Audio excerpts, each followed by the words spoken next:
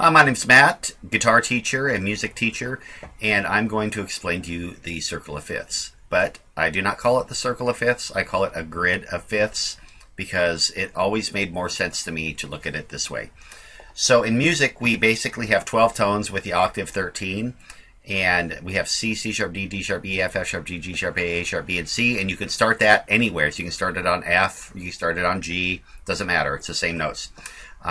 But we are going to start it on C, and we are going to use a little formula called the major scale formula, which is whole step, half step, whole step, whole step, whole step, half step. That will give you the major scale. So from C to D is a whole step, and then another whole step, then right here is a half step, then whole step, whole step, whole step, then a half step. So it's really easy to see right there. So what we're going to do now is we're going to take these 7 notes, and we're going to put them in a grid down here. And we need to apply this whole step, half step, whole step, half step formula in a certain way to keep things orderly. So we have C, D, E, F, G, A, B, C, and the first rule in creating the next starting point is to go to the fifth of the one that we already have, which is C. And the fifth of C is G. So we're going to start on G. We're going to put that right here. And we're going to put that right here. And we're going to go G, A, B, C, D, E, F, G. But the F is going to be sharped because the new sharp always comes in on the 7th. And previous sharps carried over. We'll get to that right now. So we've done C, we've done G. So we go to the fifth of G, which is D. Bring D down here into the new grid box and run our alphabet D, E, F, G, A, B, C, D. But the F sharp that was sharped up here is carried over to here, and the new sharp comes in on the 7th. And there is the cycle. So we'll go to the fifth, run the alphabet, carry over sharps, add a new sharp on the 7th. So we can see that C sharp and F sharp were in the previous keys up here, and the new sharp is going to come in on the 7th. Oops, 7th. So now we go A, B, C, D, E.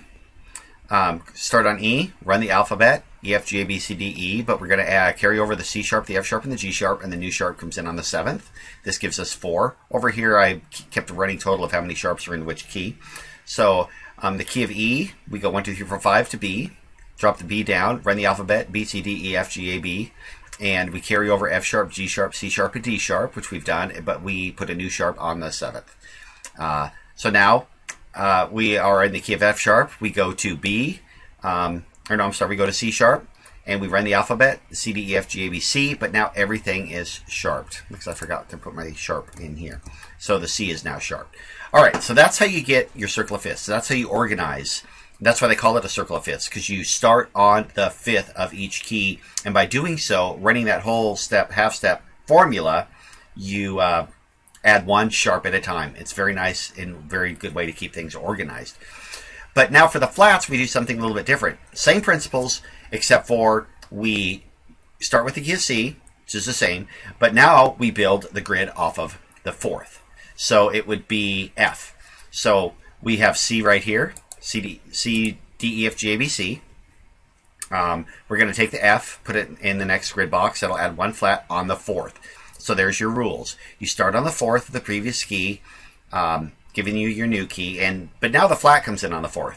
So before, you started on the 5th, and the new sharp came in on the 7th. For the grid of 4ths, you start on the 4th, and the new flat comes in on the 4th. And all flats are carried over, just like before, the flats are carried over.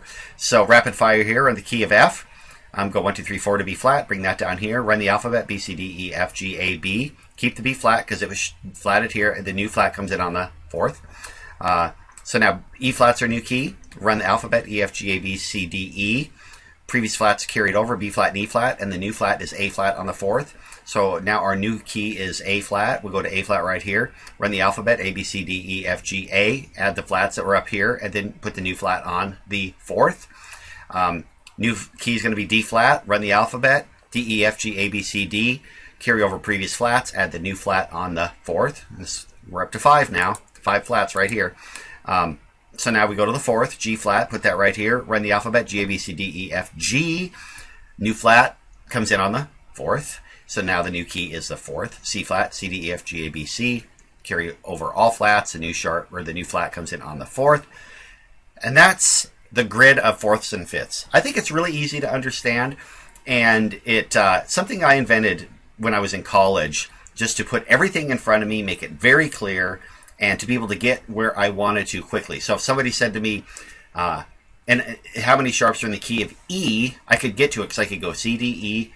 I could start with C and go C, D, E, F, G, then G, A, B, C, D, D, E, F, G, A, B, C, D, E. And I could cycle through that and I could say, well, there's 4. Because, of course, I got to 5, but the first one has 0.